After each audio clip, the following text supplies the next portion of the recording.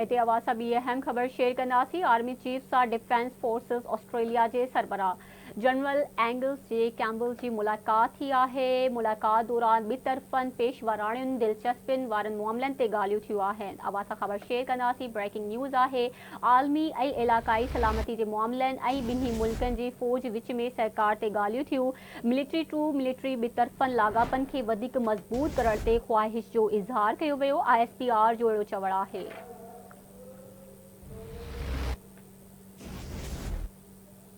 अवासा ख़बर शेयर कंदासीं। Breaking news आहे। आर्मी चीफ सां डिफेंस फोर्सेस ऑस्ट्रेलिया जे सरबराह जनरल एंगल्स जे कैम्बल की मुलाकात थी। मुलाकात दौरान ॿि तरफ़नि पेशवाराणियुनि दिलचस्पी वारनि मामलनि ते ॻाल्हियूं थियूं आहिनि।